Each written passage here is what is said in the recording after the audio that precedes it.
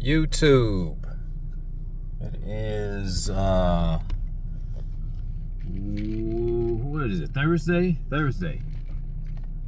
I was doing some reflecting as I usually do. I'm a early riser, and I guess somebody were to really ask me what was on my mind. Sometimes I might answer, so you may not really want to know. Because there's some deep things going on in his head, and I was doing some reflection on life's experiences, personally, my own personally, and I said to myself, men, it's said that men should not operate, help me coin this right, men should not operate out of their emotions. It is also said that women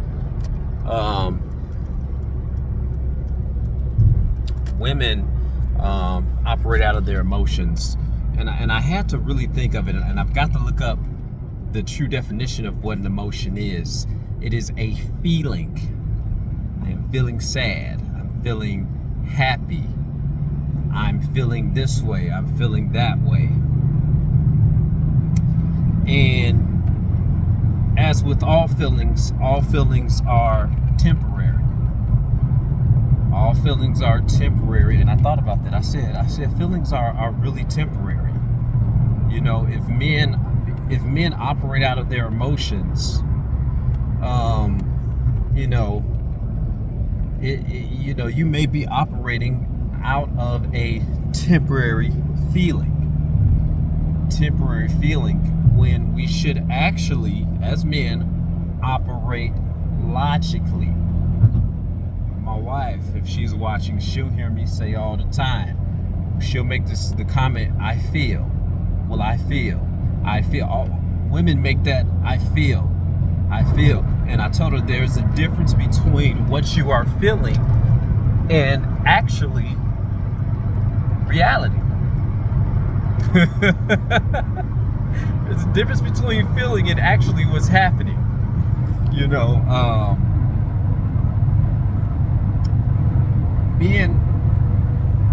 We've got to stay grounded and operate logically.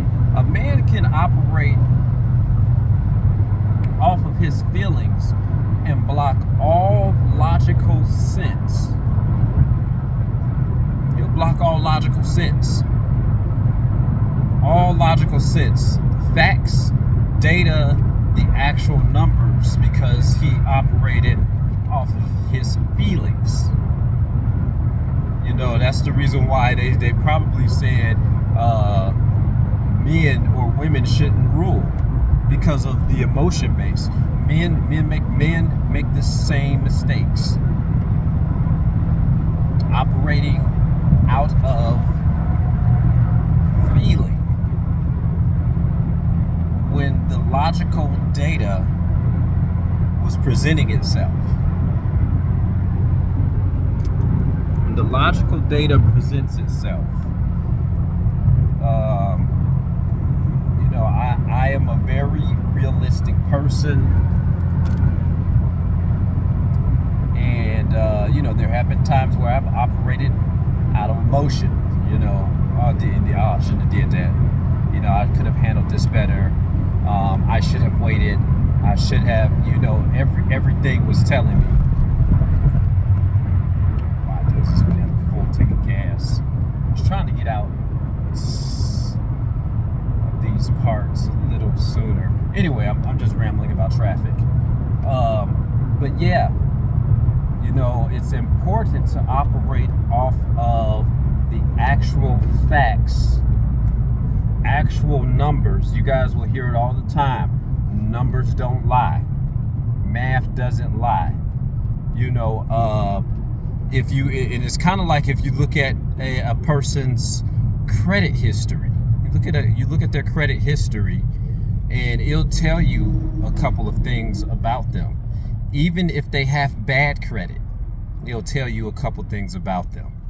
You know, I used to work in the finance department for Ford Motor Credit, and you can look at a person's credit. You can literally look at a person's credit and tell what they prioritize.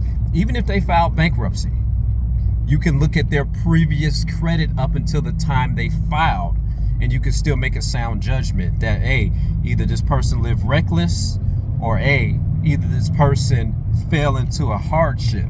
You know, I personally filed bankruptcy myself, but after I came out of the bankruptcy, my credit was stellar. I started stellar again, because what happens usually, keep this in mind, when people go to file bankruptcy, and mind you, I am not a bankruptcy attorney, but I do know some things. It was like I was telling my wife, you know, an issue. I said, hey, are they drinking their electrolytes? I am not a licensed physician, but I know some things. Up until the time that I filed bankruptcy, I did not go late on any payments.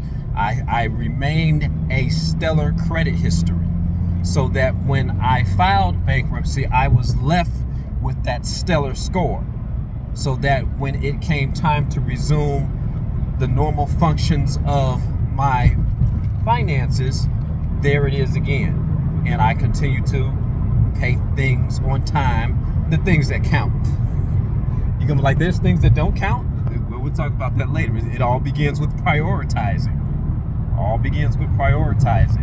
The actual numbers, the actual data. I'm thinking logically. So keep that in mind when, especially if I have, my wife and I, if we have children. You know, this will be something I'll definitely be talking to my son about. Hey, son, you know, okay, you're feeling this way. Okay, and that's when we start to talk about the whys. Let's get logical about this. Another example, when I say I'm a realist, is I am having a wedding ceremony, and my father, love my father dearly, was feeling some type of way that I only invited a total of a total of 4 people from my side. I wouldn't say my side, because I'm inviting, you know, people from my stepmother's side, people from, you know, I'm talking about the Blair side. He was feeling some type of way about, hey, you know, what are people gonna think when they only look around and see 4 Blairs? What are they gonna? And if I had thought in my feelings, let me throw these invites out, let me do this, let me do that. I again, say it with me, Joshua is a realist. I told my father, in all due respect, just keep this in mind, I don't disrespect my parents, no need to. You know, I listened to him and I heard him out, and I made the most logical comment ever. I said, Dad, I don't even know my uncles like that. I know of them. But how many times, you know, do they actually reach out and personally, hey, happy birthday. Hey, you know, I heard this happened, man, are you okay? You know, and I'm talking about, when I'm talking about knowing, I'm talking about knowing to a point of being vested. You know, they have companies that you have to be with them for 5 years, and they consider you as vested, which means that you can draw some type of retirement from them. You can draw something from them. So it's kind of like, okay, you know, I know of them. You know, I could tell you them by name. I could tell A, B, C, and D. But I said, I don't know them. You know, there's a statement in the Bible when people are going to be standing in the day of judgment. Hey, Lord, Lord, remember I did all these wonderful things for you. And God turns around, or Jesus, Isa, whatever you call him, I call him Lord, Yeshua. And that's another topic. That's another topic. Oh, he's Jesus and this. No. If he's the creator of the universe and you recognize him as such, whether his name is Isa, whether his name is Jesus, whether he was a man that said, hey, all you got to do is believe in me. That's all you got to do is believe in me. I am the way, the truth, and the life. There's nobody, no man comes to the Father but me, by me. And if you say, you know what, I ride with that. Now I'm preaching just like the thief on the cross said, yo, I'm up here. One thief scoffed him, and one other thief said, yo, I don't know what it is, but I'm hearing what you're saying, and I'm rocking with you on that. Please save a seat. Wherever you go, wherever you end up, I believe so much in you that save me a seat at the table when you get there. Save me that seat. And Jesus said, today you'll be with me in paradise. Today. Your faith has made you whole, i.e. faith. Anyway, went off on a side note there.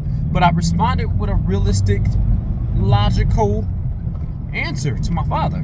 I said, I don't know them. I wouldn't even know where to begin as far as getting their numbers, getting their addresses.